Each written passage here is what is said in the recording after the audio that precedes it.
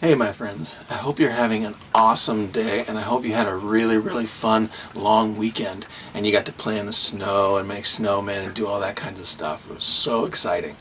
But we're back at school now and I know we're still in the middle of winter, but I've started to notice lots of new plants and lots of new things going on with the plants. You know, they're starting to grow maybe little buds or new little green leaves on the end of their branches. I've got tulips and this flower called hyacinth that are starting to grow in my yard and pop up a little bit. So that's really exciting. So I wanted to share the first 2 chapters of a book called Plants. It's a National Geographic Kids book that I found in our super awesome library. And we're going to see if we can learn a little bit more about plants and maybe help you to identify the things that you can see in your yard or in your town or nature around you, okay? So let's check out this book and see what we can learn.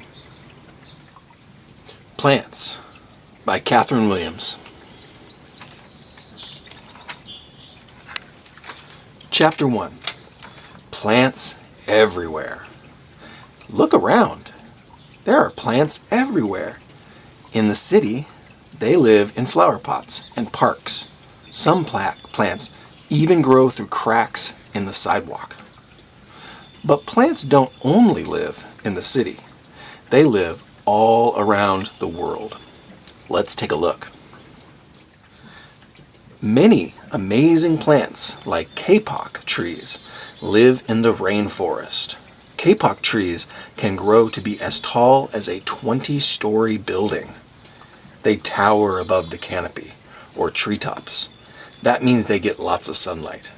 Other plants grow in their shade. Many orchids grow on other plants. This orchid lives in the rainforest too. It does not need much light. It grows in the kapok tree's shade. Some plants live in the water. Seagrass grows in shallow ocean water, where there is plenty of sunlight. These underwater meadows are home to lots of ocean animals, like fish and crabs. For green sea turtles, seagrass is a yummy snack. Other plants live in ponds. This lily sits on top of the water. It has wide leaves to help it float. The desert is a tough place for plants to grow. It is too dry for most plants to live there, but some cacti can live 2 years without any water. They have special parts to keep them cool and wet. Spiky needles shade cacti from the sun. Waxy skin keeps water inside. Life in the desert is easy for cacti. Like all plants, they have special ways to live in their home. All right, your turn, my friends. These plants are out of place. Help them find their homes. Use your finger to draw a line from each plant to the place it lives. Let's look at letter A. That is called an orchid. Wonder where it lives. Does it live in the desert, the rainforest, or a pond?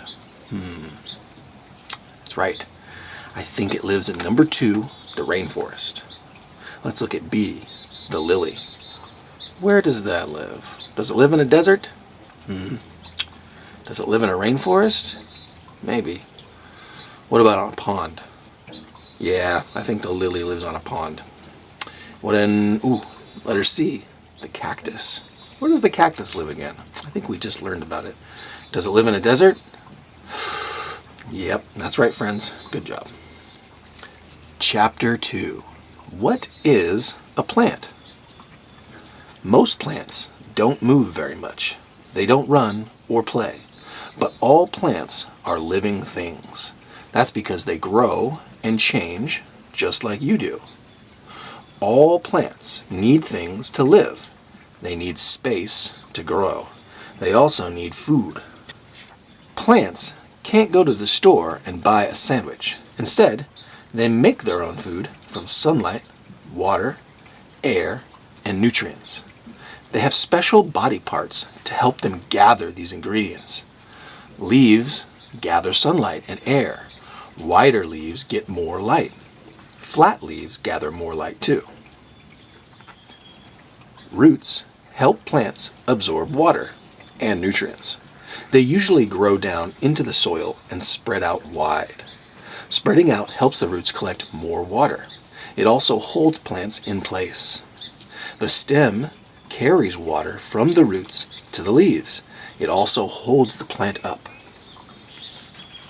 All the parts of a plant work together to keep the plant healthy. Most plants have similar parts, but others are different. Trees have big stems called trunks. Tough bark covers their trunks and keeps them safe. Duckweed is made of lots of tiny plants. Duckweed has no stem at all. The plants cover the water like a big blanket. The Venus flytrap is a strange plant. It doesn't only get food from sunlight, water, and air. It gets the extra nutrients it needs from bugs. When an insect lands on a leaf, the leaf closes shut. The bug is trapped. The Venus flytrap may be different, but it is still a plant. It still makes its own food, and it still needs space to grow, just like other plants. Its body parts all work together to help it live. Alright friends, your turn again. There are all kinds of plants. Some have roots that go deep underground. Others have roots that stay close to the surface. Some have big leaves, and some have no leaves at all. There's something strange about this plant. What's wrong with it? Do you think it would be able to grow? Why or why not? Well, when I look at this plant, I see what looks like the leaves are under the soil, and it looks like the roots are above the ground.